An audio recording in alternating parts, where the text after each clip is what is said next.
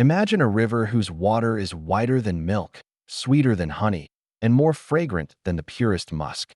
A river with banks made of pearls, flowing with light, surrounded by trees that never die. A river gifted from Allah to only one person in all creation. This is the story of Al-Kawthar and how it came as a miracle during the Prophet's darkest moment. There was a time in Mecca when the Prophet Muhammad walked through its dusty streets completely alone. The evening sun cast long shadows across the ground. Merchants were closing their stalls. Children ran home. The city was alive, yet he felt painfully isolated. He had just walked away from a small, silent grave. The grave of his son, not the first he buried, but the second.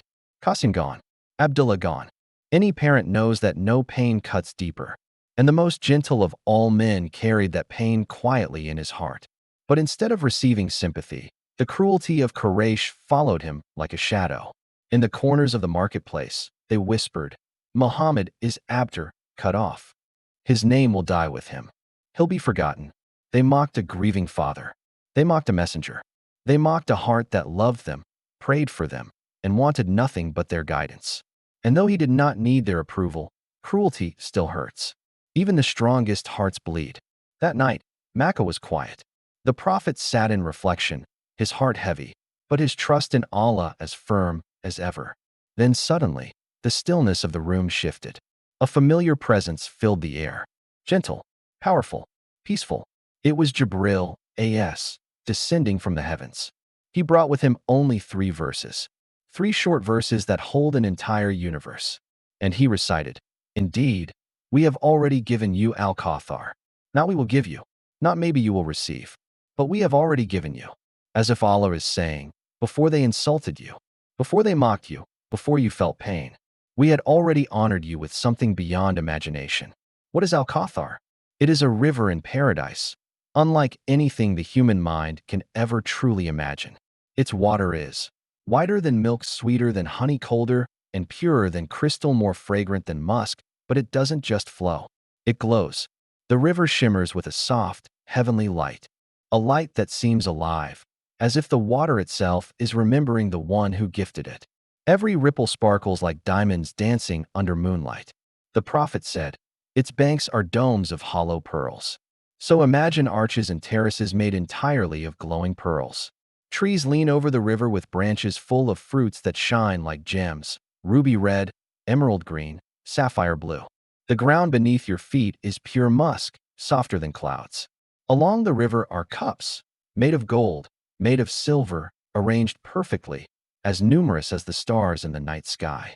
Pick one up, it is cold, weightless, flawless. And once you drink from Kawthar, you will never thirst again. Not for an hour, not for a day, not for all of eternity. Above the river fly birds with feathers that glow like crystal.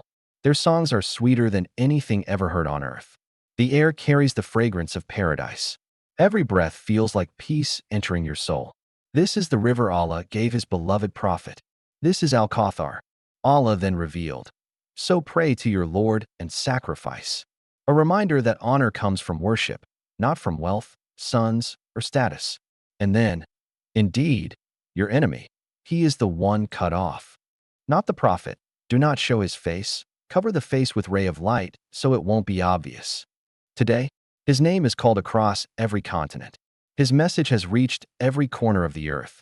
His followers send blessings upon him every moment of every day. While those who mocked him, their names faded into history, forgotten. On the day of judgment, the Ummah of Muhammad will gather around a vast lake, the Hawd, fed directly by Al-Kawthar. The Prophet will be there, waiting, calling, recognizing his followers. Imagine standing there, thirsty, afraid, and suddenly the Prophet turns toward you. He smiles. He knows you. He invites you.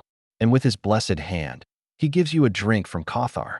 And in that moment, with that one sip, every pain you endured, every hardship you survived, every tear you shed, melts away forever. No more fear. No more sadness. No more thirst.